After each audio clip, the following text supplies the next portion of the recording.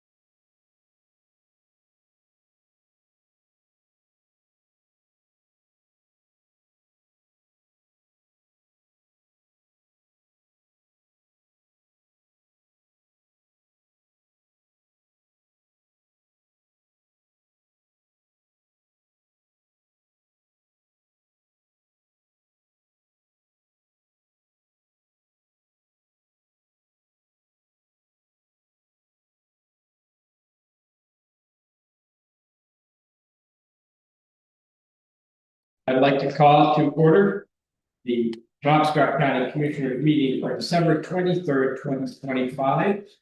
At this point, I will call the roll. Commissioner Trumbull. Here. Commissioner Martin. Here. Mr. Treasurer. Here.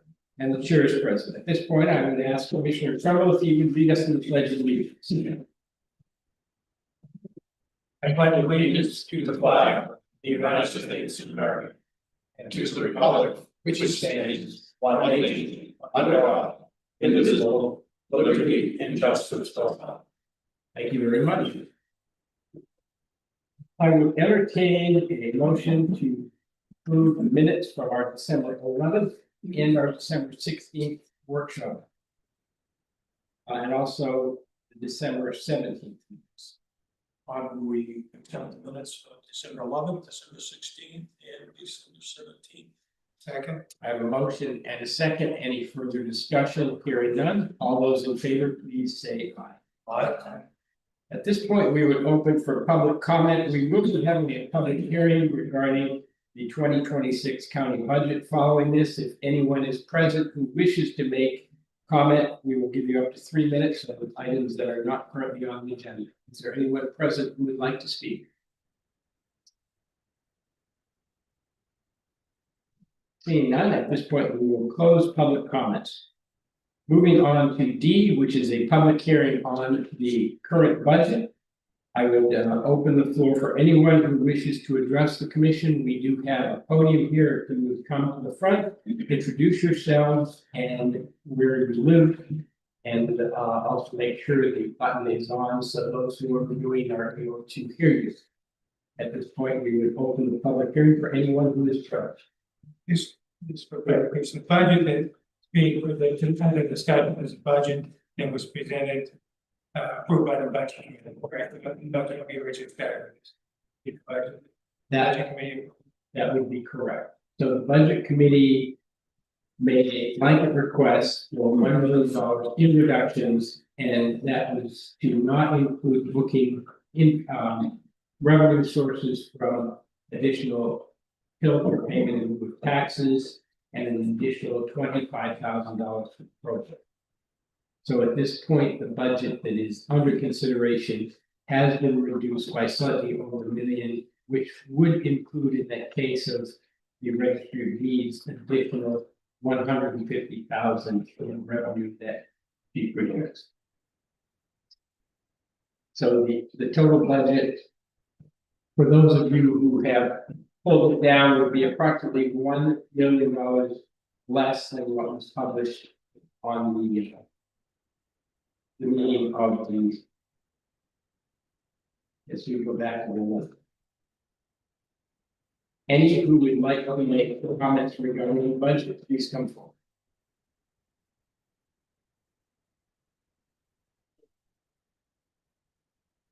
Good morning, sir. Good morning, Stephen Boston, representative District 32 representatives. I just wanted to comment that thank the commissions for their work on this.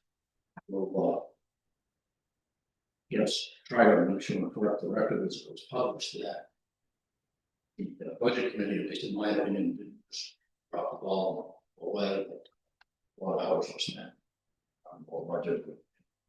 Certainly a recommendation. Yeah, it was with the mind that commissioners have certainly look at this cut that was recommended in the term feels better than committee members did.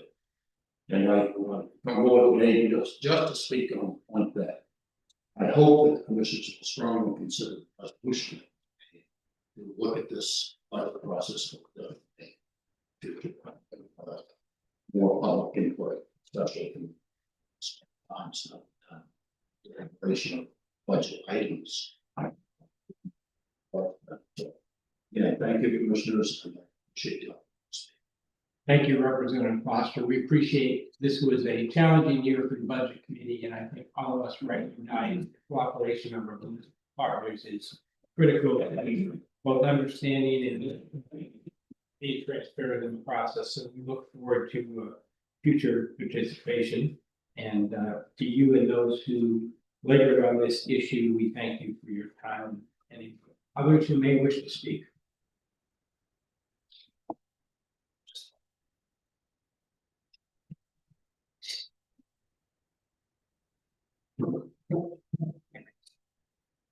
My name is Bill Collins, I live in the town of Warrington. It's blessed to have the opportunity to work here for the show 18 years. I'm here to see the finalization of the budget process, but I'm also here to worship the new three commissioners. Slightly contrary to the previous speaker, all the county departments here operate very efficiently. The challenge, which has been well stated for many years, is if you look at the budget, the shortfall. Excuse me. The shortfall is in the jail. So I'm looking for the commissioners to talk to their legislative leaders and go to Augusta to bring this front and center. That is where the problem is. That is where the shortfall is. That is where the additional cost of this jail budget, of the county budget, has come from. The law reads that the state of Maine will pay to reduce the profit to the property taxpayer, the burden. And that is not as what has happened. If $7 million has come from surplus to fund the operation of the jail, and now you've reached the point where there is no more money to do that. That burden is falling here on the citizens of Penobscot. It's time to wake the state up and talk to the state and get this situation rectified. There's more I can say, but I could just be fast. So I'm asking the commissioners to bring this to Augusta to get the monies needed to keep the jail funded. Thank you. Thank you for your comments. There has been a concerted effort from those who are present and listening through the Maine County Commissioners Association. Jail funding has become a priority one again this year. It consistently has been. I was in Augusta last Monday with Commissioner Shaw and Millett. There was a bill before the Appropriations Committee, which would be a revenue bond to generate a one-time $87 million payment pro rata to each of the 14 jails and the two holding facilities for upgrades and expenses associated with treating those who have substance use disorders. That bill was carried or tabled for further consideration. So there are several other reports coming, one from the Jail Standards Council, which is in its final stages before presentation to the legislature. We will be following and supporting that bill, which calls for additional jail funding. We certainly welcome any of our colleagues in the municipal world that would be willing to advocate for that, and certainly appreciate those legislators who are painfully aware of this problem here in Penobscot to advocate on our behalf with your colleagues. Other comments from commissioners regarding that issue? Seeing none, at this point, we would again call for any public comments regarding the 2026 Penobscot County budget.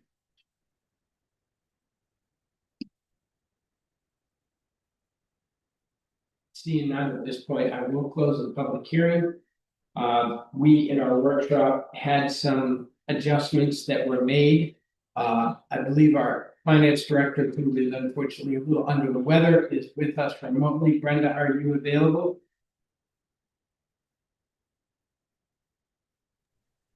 Yes, can you hear me? Yeah, thank you. At this point, I know you were present when we had the budget workshop, in which case we made some adjustments. When do you think you would have, based upon what we have heard here today and no further recommendations at this point have been brought forward, when do you think you could provide the commissioner with a revised budget with the numbers that were adjusted in the workshop? So it won't take long to do that. I had to make a couple of small changes, so I just would like to review everything again. So probably, maybe as early as tomorrow. And for the commissioner, we are prepared to vote on the 31st on the finalized version with the adjustments, which again brought us to that just under 1,010,000 reduction in the budget. Mr. Mayor, So next Tuesday, you're talking, third. I believe we have it scheduled on the 31st, which is Wednesday. Yep.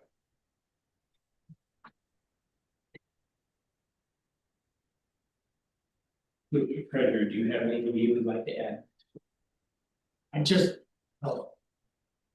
want to echo Bill Collins' comment that this whole thing has been burden on the jail. It is the jail budget nobody sees because all we vote on is the jail cap, which is the burden to the taxpayer.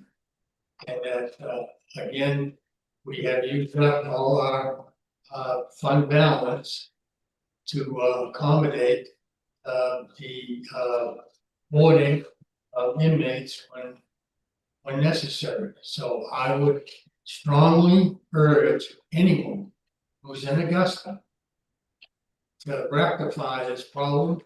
Again, I looked at the statute, you're supposed to step up the responsibility that the state had, and that so the county and the county taxpayers are covered. So that's my comment on it. Thank you. I think at this point, there is some consideration by the chief executive in the supplemental budget that will be coming up. We have not confirmed that, but one of our aides indicated that the Department of Corrections was giving some consideration in their budget recommendations. So we'll have to wait and see what the final product is for that supplemental budget. But we do want to continue to advocate for the changes. Commissioner Trimble. No, I didn't want to speak to anything specifically, so just in general that I agree with this.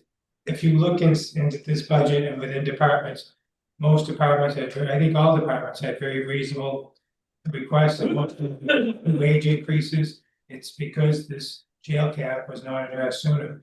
And I think as part of that, I know since Brendan's on board, we've already implemented some financial policies. I think we need to have a financial policy in place addressing that fund balance and what it should be set at, because it should not have been depleted.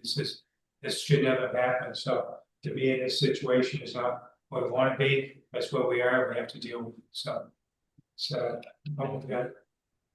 Anything further? At this point, I don't believe we're prepared to vote on the final budget, but we'll get that published this week and on the website so that people will be able to see it before we take a final vote.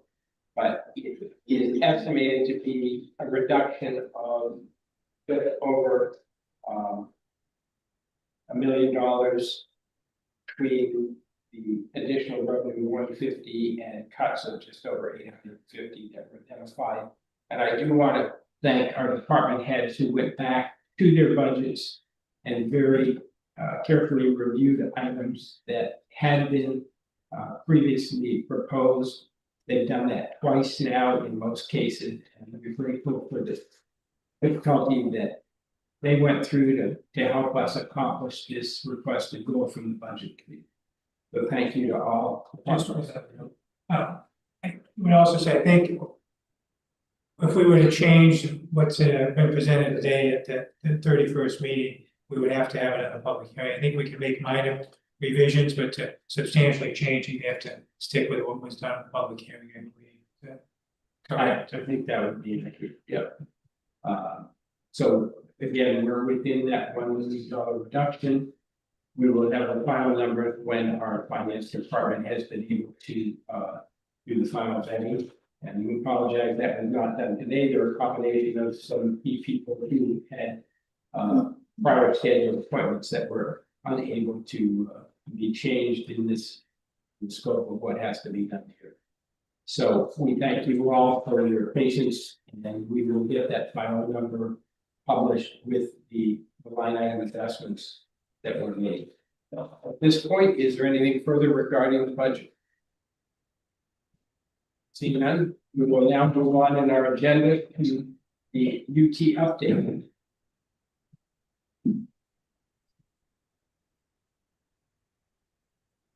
Thank all of you who joined us today for the budget. Morning, we just have one small housekeeping deal that isn't on the agenda today. We received notification yesterday by email that the Agriculture, Conservation and Forestry Committee at the legislative level is reviewing and having a public hearing to install Peter Prey as our representative on the Land Use Planning Commission. The public hearing is going to be on the 8th at 9 o'clock and room 214. We just want to give you that information as far in advance as we can. So we're just nothing to vote on, nothing to give, but just wanted to give you guys notice that public hearing has been posted. Thank you, and that is a reappointment, if I'm not mistaken. That's a reappointment. Yeah. Thank you. We thank Mr. Prey for his willingness to continue serving in this capacity. Right, someone from the county and Mr. Frey either should be present virtually or in person down there, so. I don't know if one of you commissioners want to go down, or they want to sign in on a Zoom meeting with them. But it's something we can discuss and talk about at the next meeting. Sure. It is, Thursday, the 8th, so it would be available by Zoom. I'll be available by Zoom or personally. There you go. Okay, and we'll talk to Mr. Frey and find out what he can do. Perfect. Yeah. I'll chat about this. Back to the agenda. Mr. Lamb has one question. Just a backup plan, I guess. I live in Augusta. So if you bad weather, I can take your place. Thank you very much. We'll make sure perhaps that he gets to speak to Mr. Prey in the event that he wants to say anything on his behalf. Yep. Good, thank you, Gary. Okay, other item. Hammond Ridge, we met with the tax increment finance team, was trying to pull together whether we go ahead and do another tip for the Hammond Ridge, Twin Pine Camps area. And we had a great meeting yesterday afternoon. Didn't come up with any final details, but we wanted to get kind of keep you posted on things that we're moving forward on. Trying to move forward on. They want to come in before we have an actual presentation for you. They want to come in and make sure that we're all moving in the right direction that you guys agree with before we spend any more of our lawyer's time on. One thing in this particular Hammond Ridge TIP program that would be different than anything we've done in the past is that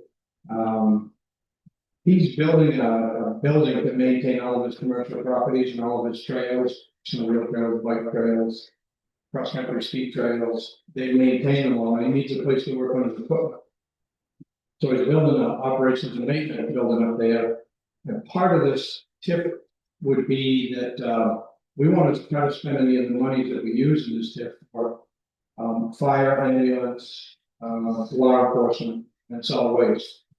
Because those are the services that he's going to affect by building the 14 more commercial units and the 42 new houses that are in this new, as residential houses that are in this new development plan. And this is only step 2 of a major process. So within 20 years, you're going to see all of these services greatly affected. So we wanted to be sure to set this up so that we could cover some of those costs moving forward. And that's what we're trying to work out the details on now, is what makes the most sense and how can we make that work. But in that building, with some conversations with the fire chiefs in the general area that help us in that area, that service that area.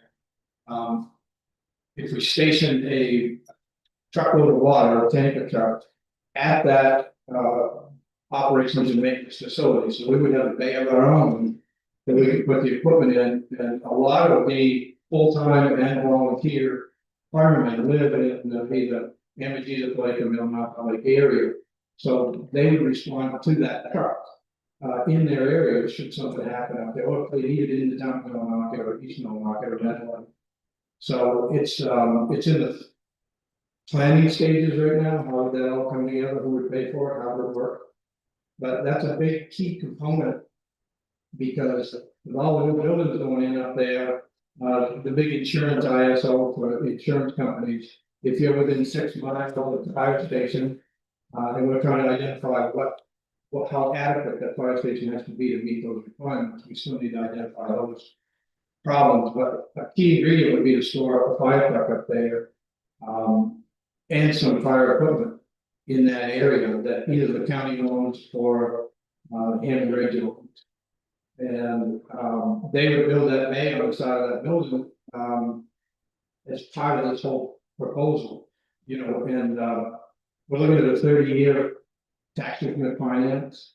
So if we could spread this cost out over some of this, I think it's a great plan in concept, but you know what it's like when you get down to the devil's in the details, so we don't have a lot of those details for you yet, but I want to keep you posted and get you to thinking that when we do meet with them, that building and that piece of fire apparatus is a pretty key component to this expansion. Do you envision the county having a bay in that building, right? Maybe possibly not. A portion of which would be paid for construction, would be paid to a tip fund associated with that. The total cost of construction would be paid by Hammond Ridge. How the maintenance and heating and so on and so forth is gonna happen is still in the work. But part of the credit enhancement agreement that they're asking for, they will build that whole building with us included.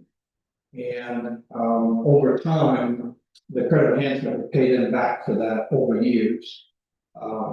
And you're looking at possibly a $1.5 million building and fire truck and so on, so. We don't have those details yet, but we're looking at around 1.5 million. The credit enhancement will pay them back year after year until that first base rate of 1.5 is paid for. George, has there been any discussion about what percentage that credit enhancement agreement would be? Yeah, there's been a lot of discussion about it, but we don't have any numbers to put out in the general public at this moment. But yes, it has been talked about. One more thing is, if in the Passanante Wind Farm TIF, the county and the TIF program only took 90% of the total tax value out of the general fund. So 10% of that stays in the UT general fund. We don't know, we're planning with 100% of taking this one, but I don't know if you guys would agree with that. So some other decisions will have to be made is, do you do 80% and leave 10-20% in the general fund? Do you do the 90% in the other tip? Because all these monies, if you take 100%, comes totally out of the UT general. And therefore, the other taxpayers in the county don't get the benefit of that money that's coming in. So a real good thought process would be what number would be a good number to start with. And we'll have some of those forecasted numbers for you when we do talk about details, but I thought it really important that we'll keep you guys rigid.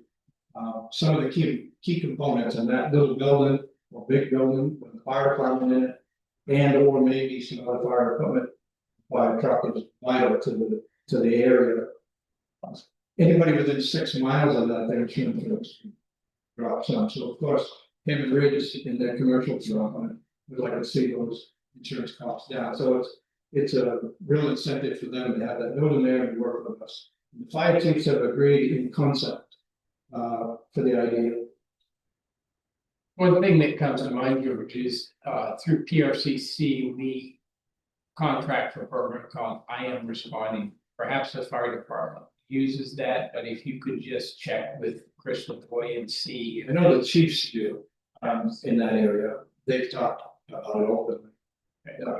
They also talked about a communication tower, that they would put up a communication tower out there if it was necessary for Knoxville County and communication to be in that area. So we don't know. That's a piece of the pie we don't have any clue on, but it's something Chris could probably answer. When we set this up, I want to set it up right for the next 20 to 30 years. And TIF funds from the passive Duncan project could be applied to some of the operational expenses. Proportionately, yes. Yeah. Yep. Because it's totally an unorganized area. And we have helped that area some, we've helped, the Twin Pine camps with a bike trail, mountain bike trail years ago. We have spent some money in that area now. Bring in tourism. Thank you for the update. Thank you. Questions from the commission? George, the newly acquired, Beeline car county that is acquired for zero cost. How far is that from, the Hammond Ridge site? The patent tower? Yeah. I would imagine that's what covers, that patent tower probably covers that area, would be my guess. And I think would that tower facilitate the Hammond complex? I believe it does now, but I have to confirm that. It's one of the conversations I want to have with PRCC is there any advantage to them having a tower in that area? Well, that's the question is, if that can be serviced by an existing tower, it saves. Right, it saves everybody. Yeah, exactly. I would want to explore that out too. Yeah. Still some work to do. Thank you, George. Thank you. Merry Christmas. You too.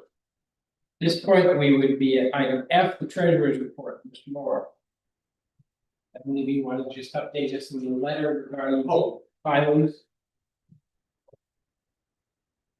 Back in July, we received a notice of lien from the IRS that we were deficient on our ACA paperwork to Affordable Care Act. And therefore, they assessed us penalties for failure to file for 2 years. 2021 to 2022. I have drafted a letter to abate these penalties with the Internal Revenue Service. And expressed why we were not able to file those. It was not out of any local act, I mean, was again an oversight. So I asked you to sign the letter and we'll forward it to the IRS. Hopefully we'll get a positive response. Thank you very much. I appreciate the work you and finance did to identify and correct that problem, and certainly Senator Collins' office was instrumental in moving things along. So I thank the Ed Ford and the staff there for their help as well. Yeah, it's a big task. I don't believe there's any action at this point other than our signatures, so appreciate the updated report, and it's a relief to know that we are resolving this matter. At this point, is our grant manager with us. You would like to come forward by me. And I believe we are looking for maybe an update on the federal energy grants. Need a table to chair. You need a table and a chair, okay?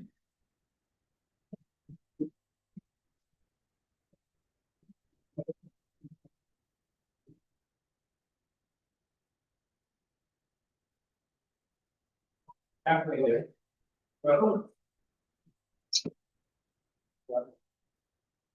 I mean, if it was, okay.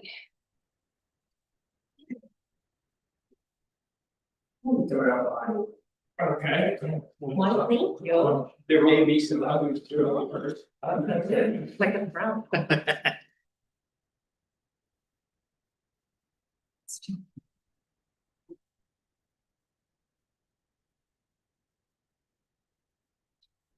I know you wanted to talk about the HG, sorry. You get rid of those, place right of those. You had questions about the ECBG? Yes. So. So I have reached the weirdest situation like that. Okay. I don't know what it is. I don't know if it's due to like the breakdown of what's been going on with, you know, the government, but every single person that I had been in touch with that I've been working with for the You really can't hear me? I am so loud. It's not us, it's Pete's special.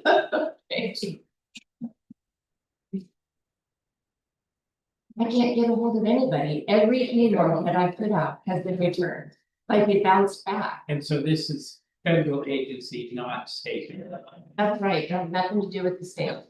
So, and then I went and I tried to, and I was like, is this even a program that, like, what happened? And they're like, no, it's, I put out support emails, I've tried calling, it's gone. Hmm. So I've never handled that, so I'm not really sure what to do at this point, because we qualified, we were, you know, given the okay to use the voucher, and it's right under 80,000. Get that documentation. Oh, yeah, We just need to- absolutely. I have a whole Yeah, file on I it, think so I if- just don't know how to get in touch with anybody right now. I'm not sure what happened. I would encourage you to reach out to one of our federal delegation and see if they could expedite response, because Yeah, I'm sure that, you know, there was a delay with the shutdown for a month and a half. But beyond that, there may be some. but for all of them, like, they're gone. The people that used to work there are no longer, their emails keep bouncing back. They're no longer there. And I was in touch with about 3 or 4 different people. So it was, you know, the person I was working with, and then it was their manager, and it was this, you know, tech assistant. If you could perhaps reach out this week to, I know it's not a lot of it, but at least get something going, I think that would be helpful, because we're ready to Yeah. spend some money and we really kind of need that money. Exactly, and it's, so the voucher too is for the equipment. So it's, you know, it'll go towards the HVAC equipment itself. Right, okay, well, to be continued. I know, I wish I had more information for you on that one. Okay, well, see what our federal partners can do and let us know. I guess. Gary, I'm not sure that we have the understanding of when that thing is coming to. Brenda, have you heard from Mr. McDonald as to when parts for that project are going to be required? I believe everything's pushed off into, you know, January, February timeframe. Billy, we actually got the. Do you I'm sorry, know- a little, Do you know if we've received the parts yet or for the materials? that I don't know. Okay, Mr. McDonald is out today for some reasons, so we'll have to follow up with him and see what we can identify, but either way, we Yeah, will be very that sounds grateful to get that part. At this point, is there anything else in grants that you have for us, or are we ready to move on to part of our agenda? Yeah, there's really no further updates. I mean, everyone that everybody that hadn't started their projects basically has. There was Patton Memorial Library that actually did get the funding that was contingent upon our grant to them, so that is also going forward. And then most have already begun their projects, and they've done some pull downs of funding. So that's all still going forward. It's Have you had a conversation with finance as to what the first and second quarter requirements for some of the projects may be? If not, you could circle back with Brenda and just talk about what our cash flow position is. okay, sure will.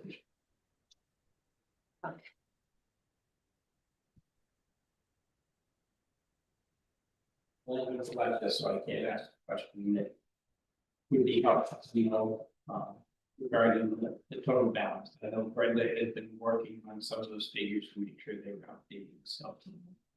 We'll talk to him when we get an opportunity. I guess at this point, we would be ready to move on to the portion 8 of the regarding the opioid grants, and you want to invite your other member. We'll have Jamie Beck, who's the chair of our committee. But Morning, Jeannie, thank you for Good joining. morning. We have other committee members join us at points if Okay, needed.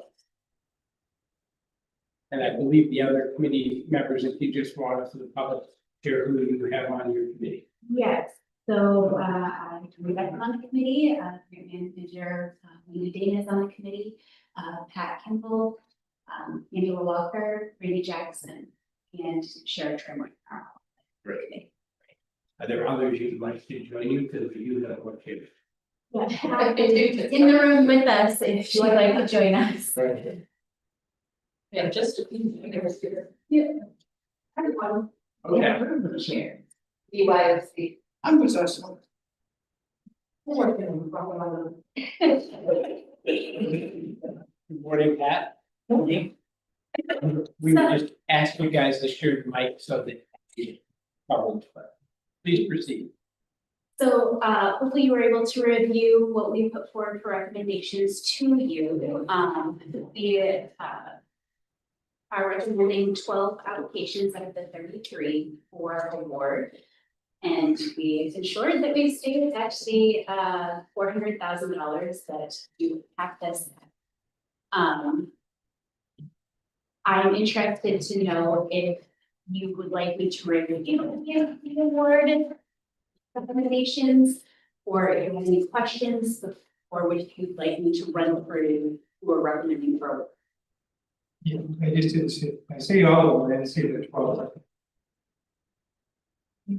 I know this is the second. There should be. Is this just double, if you recommend how to score? It has a So- summary. Yeah, there's one that has a summary Right, good. on it. Yes, score was a strong component of how we went about this. We also wanted to make sure that we were looking at, all 4 pillars are covered for recovery, so that's prevention, harm reduction, treatment, and recovery. We also wanted to ensure that the entire county was represented in the award, so we were kind of trying to spread the across the county and not singularly keep it in the Bangor area. This is county money. So I guess I can run kind of from the top, looking at who we did recommend. We recommended St. Andre Home for $10,000. And it was to provide transportation, grocery cards, basic needs for approximately 40 to 50 individuals who are overcoming immune barriers. St. Andre Home is a women's shelter, primarily dealing with people who are experiencing domestic violence and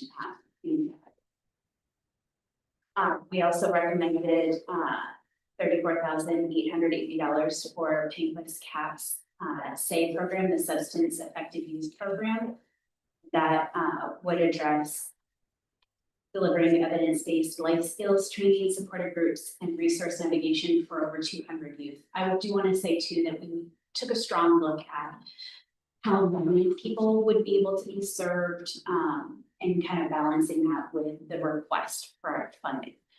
So if there was an application that came through that was for the maximum amount of money, but it would only help like 8 or 9 people, depending on what it was, we wanted to make sure that we could get the most impact for the amount of money that we're recommending. Then we also recommended Barn for $39,000 to place a recovery coach in St. Joseph's emergency room. So that is a direct pathway from someone experiencing an emergency into being connected with a recovery coach, being connected to more handouts to treatment providers and long-term recovery.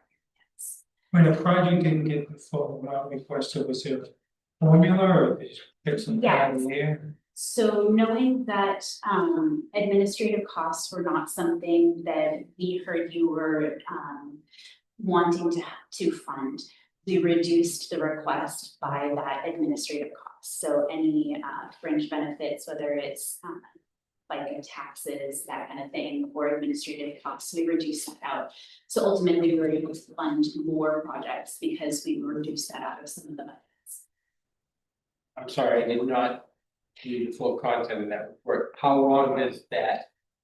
Probably 1 year. So these are all 1-year projects. Okay. Yeah.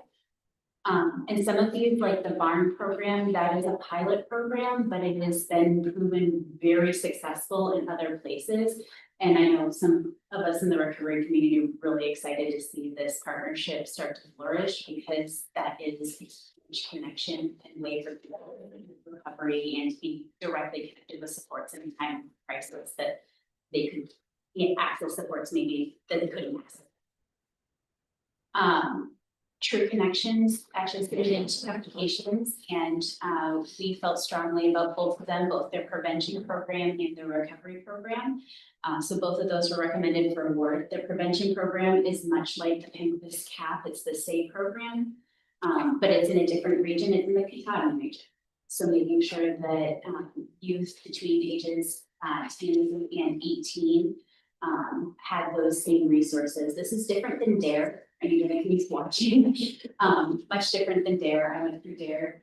I didn't need to go through DARE. I was like a Catholic school kid. I felt guilty about everything anyway. So anyway, it was good change. Guilt is healthy in small. But this is actually building in family facilities for students that are at risk, or who already are affected by substance use in their families.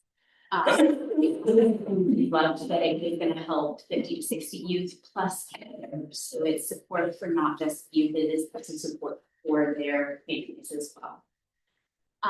We recommended $6,420 to Save a Life Recovery Resource to ensure that their operations are sustained. I know that they're working through a bunch of budgetary and funding avenue. And this would definitely help to maintain a resource that is so desperately needed in an under-resourced area of the county. We also recommended Breaking the Cycle receive the full amount. They have a fantastic program that helps get women in their program transportation to lots of different things, whether it's court appearances, healthcare appointments, family reunification activities. The funds that they asked for would help with the vehicle and operating costs. So we felt this was a really great program to support, make sure that people in that part of the county get that support. We also recommended Fresh Start. They asked for nearly the full amount for a rental subsidy scholarship program, essentially. This would cover 2 months of living through recovery housing. So they don't have to worry about, I can't enter recovery sober living housing because I don't have funding right away. We elected as a group to go with half the amount that they had asked for because it still helps a significant number of people, but it also allowed us to, fund more programs. And these scholarships directly went to people involved in the drug treatment courts and also leaving the corrections. I'll repeat that for the people on Zoom. I did a tech communication too. Yes, this is directly helping people that are in the drug treatment court or leaving correction facilities. So it's another pathway that we're not losing people once they exit the correctional system to potentially relapse. So the other program from True Connections is a recovery program, and we recommended about $25,000 that establishes a full-time recovery coach in rural northern Penobscot County. Again, we're trying to spread the money across the county to make sure that people are supported, given what the opioid settlement funding money is for. We also elected to support Access Direct Recovery Network. They have a 24/7 substance use disorder call center, and they provide support services. So they're kind of like the 211 for support for people with substance use disorder. They requested funding to hire another pre-screen coordinator when they've got high call volumes. Also to have some funding for scholarships and reimbursed transportation costs in Penobscot County. And I think that the money that we wanted to give them was specifically for being pre-screen coordinators, so that phone call and getting the right person connected to the right resources, as well as reimbursement for transportation. We also elected to support GBA counseling, and this is kind of similar in a scholarship type way as to Fresh Starts program. The $35,000 they asked for would help 35 uninsured people get up to 12 weeks worth of treatment. So this is a lot of money that can help people directly needing substance use counseling, treatment, support for up to 12 weeks worth of counseling. We also elected to give Bangor Area Homeless Shelter $10,000 specifically to sustain their recovery focused programs, making sure that their dry emergency shelter and day program, this is a naloxone distribution point for people without insurance, maintained their status. And then finally, we elected to give funding to Needle Point Sanctuary. They are working on hiring a full-time peer recovery coach. Again, this is somebody who works directly with people who are ready to and entering into recovery. So it is bridging that gap between harm reduction and recovery. That person fills that gap very, very nicely in a space that people are already seeking support.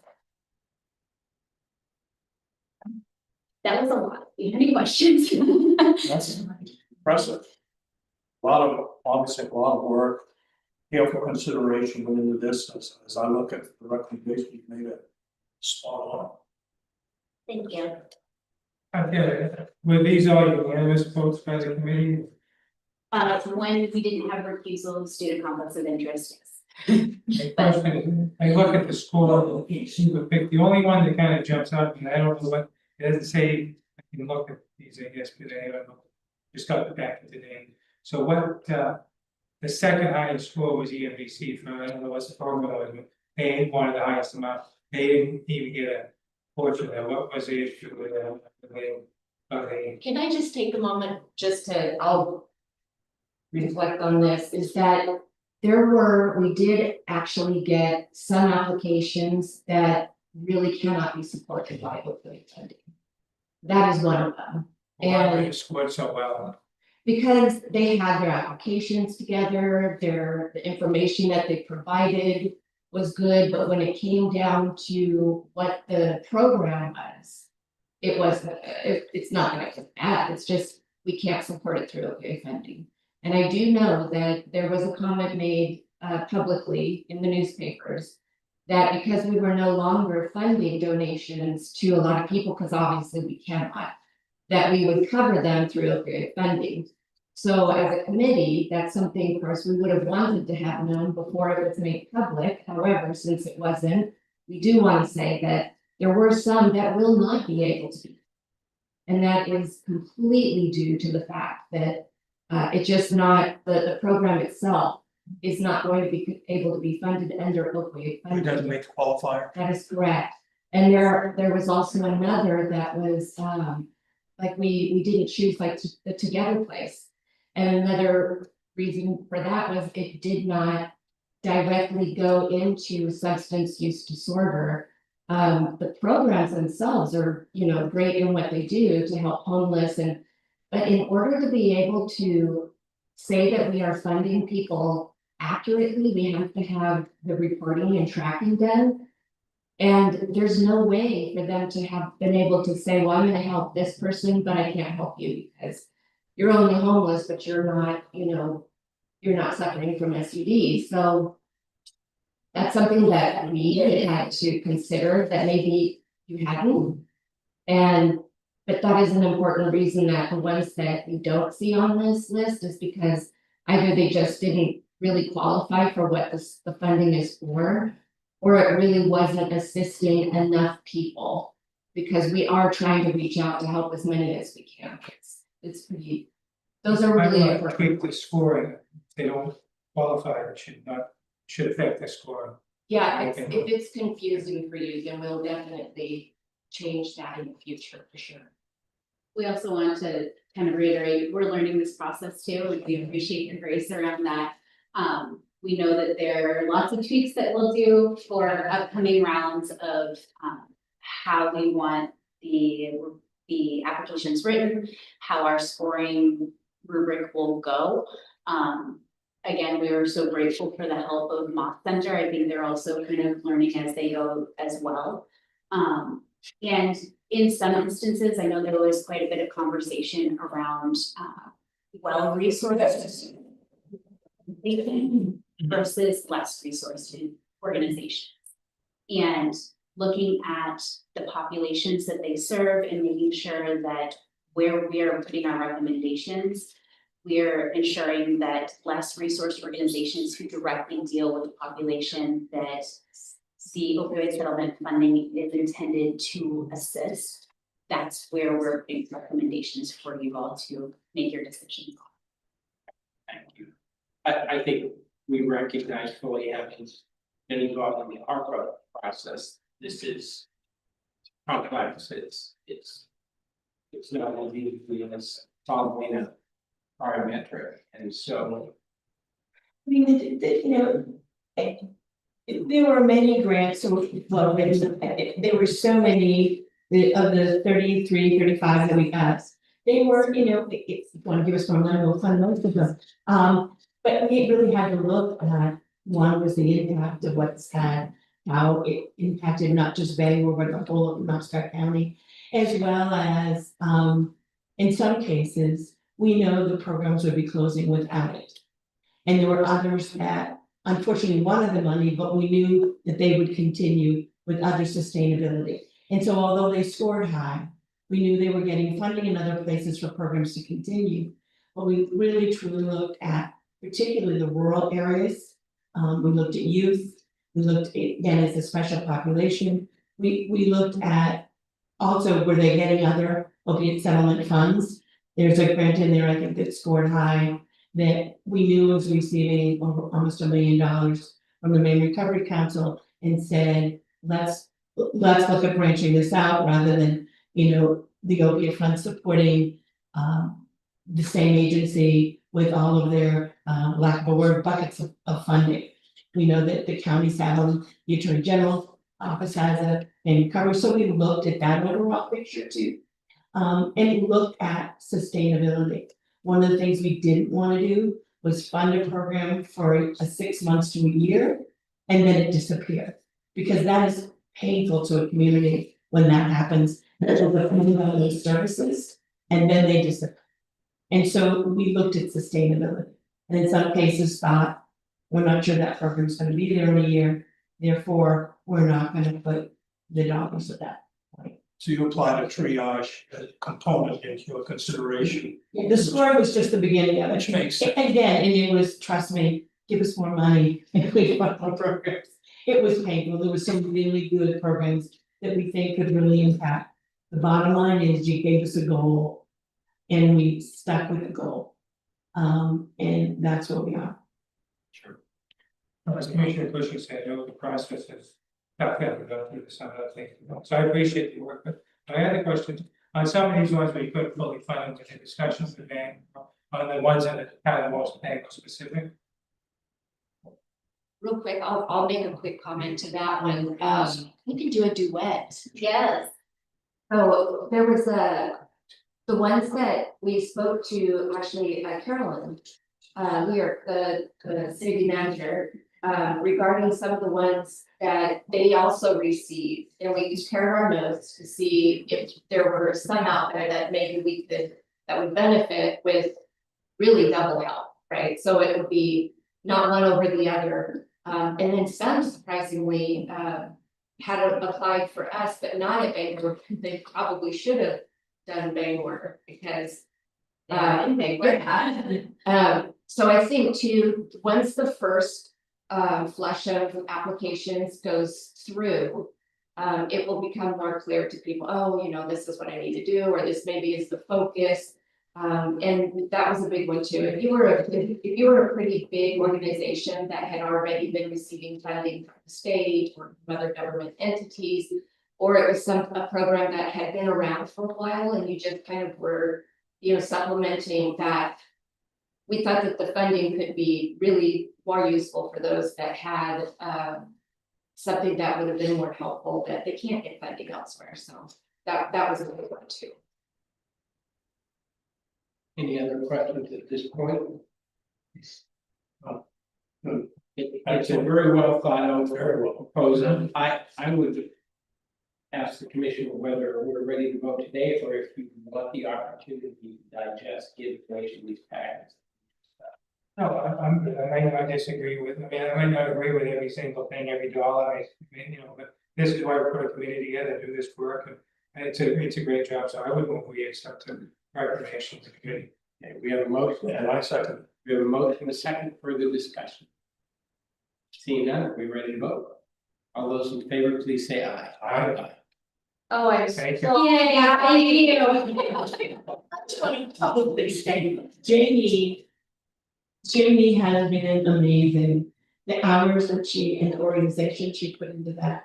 The committee was well organized, we gelled and happened to do this in this short period of time is absolutely stands out amazing. Because at times I thought to myself, it was like that happen. It's great. Jamie gets a lot of credit for that. But I don't know what you're saying, it's the committee.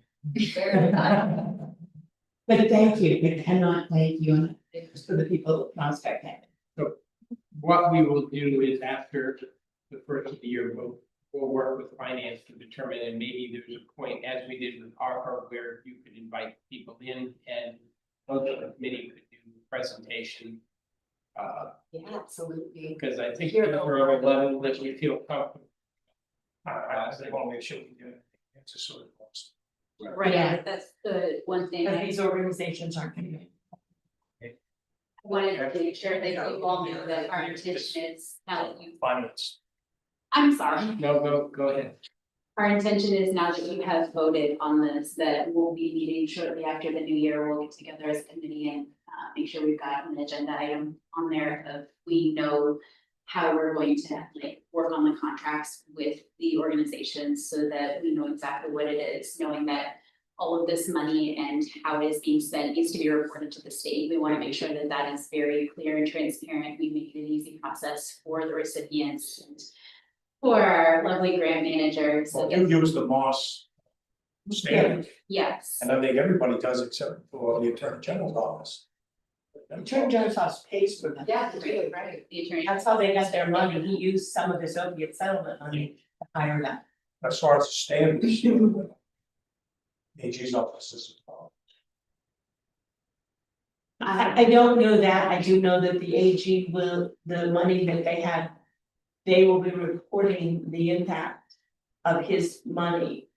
Will go into the Moss Center, particular to the municipalities as well as the Recovery Council. So his money will go, his programs that he supports, that office, those impact will go in to the Moss Center's final. And if I'm putting together contracts, you know, that I am really specific as to what the funding can be used for. That's really important because it is easy to sort of, oh, this will be fine. But so just so you know, not to worry, that it is very specific as to what the funding can be used for and. What's, you know, that's gonna take a little time to put the contracts together and to go out from DocuSign. Et cetera, just like ARPA. Great. Well, thank you for that attention. I'm just curious, Pat, knowing you're serving in another level, were there no grants that were provided to agencies in Scott County in the first round of the recovery councils? I don't think anyone that we picked was, the only one that I question that they may have an affiliation is the access one. Maybe the only one, other than that, I don't believe we do, Needle Creek Sanctuary, they received flex funds from the Recovery Council. Which is different than what they asked, and that was very specific. So if you received Recovery Council money and applied for these money, we would look to say, was this a different project? Versus something else, and with Needle Point Sanctuary. And I think Access to Recovery received some money, but again, this was different. Their application focused on that, but I don't think, other than that, I don't think the Recovery Council's funding went towards that.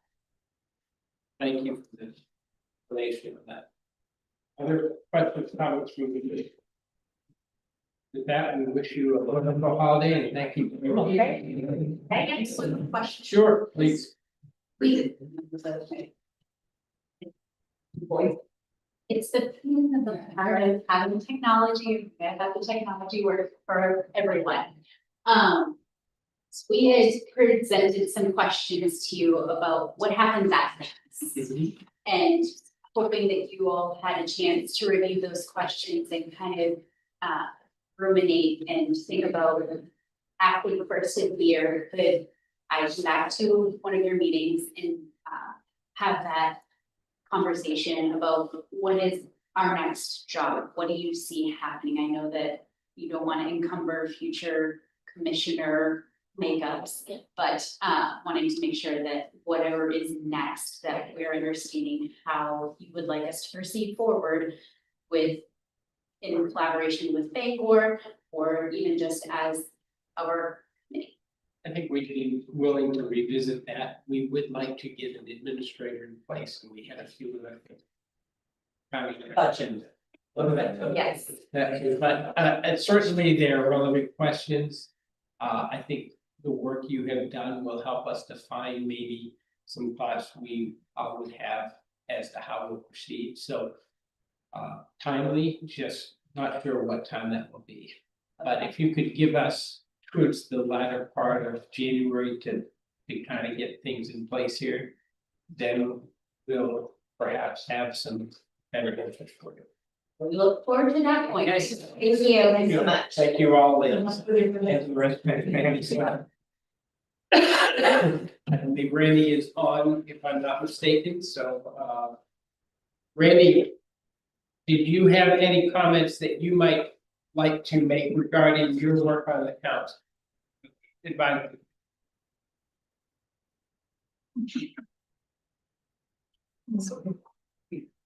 Randy, you not be with us. You are muted in the event that you can hear us, Randy. Okay. Hi. Oh, there we go. So just wanted to offer you a chance as a member of the committee to make any observations or comments that you might like. No, I'm just so thankful that the commissioners agreed to our work.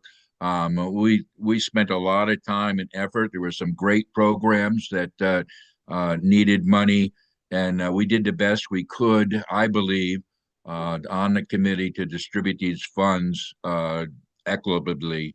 And I really appreciate the commission's trust in us and taking the vote today.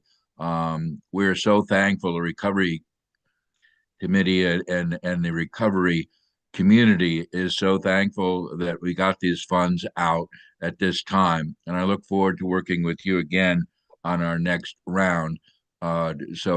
Once again, thank you all. This will be a very Merry Christmas for many, many people. Thank you very much.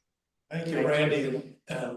Randy, thank you for serving as our Northern Penobscot County advocate and representative on this. I appreciate all that you've done. And appreciate the work that you and the committee have done in presenting this to us. It's very admirable and well appreciated. And Laura Sanborn had asked if she might have a moment. If you want to use the mic so they can hear you, Laura. Thank you. Want to thank, the committee, that's fluff, but, I think that you're setting on another $1 million in these opioid funds. I do still keep track of George's tip dollars and opioid dollars. I hope that, once state you get an administrator that you rely on the committee to distribute, funds. It's getting worse by the day. Understood. Thank you for your observation. I think for at least me personally, I don't want to speak for my colleagues. It was identifying how the process would evolve. Just as we found with the ARPA money, we had tremendous response in the beginning. As we got into it, I think what you and Peter and I did with the Commissioner's Fund was probably one of the more effective ways to get grants to areas that really wouldn't have qualified if they had gone through the process. So the committee did their diligence, and I think we're very pleased with the first round. So we're confident that they have the skills that we've been looking for. So Thank you, and Merry Christmas to you and Harry. I would just add to what Laura says, this is great to get this money out. I was a treasurer when we first joined the lawsuits against Big Pharma. And this in no way makes up for the image that the family and so many other companies have done that this part of the country and other parts of the country. And when I became commissioner, Commissioner Marshall kept saying, we've got to get that money out, we're gonna get it. Many other ways, so I just want to thank him pushing us along and getting this going. This is a great day to finally, award these amounts and hopefully we can get the money out soon. Okay, thanks everybody for your work. Anything else? Right, at this point, I believe we are ready for the administrative. Thank you. Update.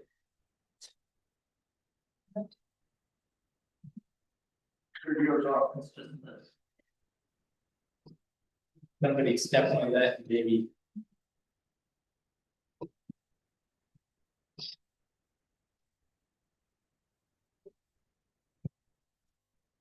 There, okay. Try anyway. One new piece of business here, I guess concerned is of other nature, and tomorrow morning, we're open for half a day. That's the one we're supposed to go into mid-morning, I guess, plus or minus. Do you want the office to be open from 8 to noon tomorrow? So, yes. That's awesome. Business. I'm sorry, I can't hear you. He believes we should remain open until the time. Yeah. That's fair.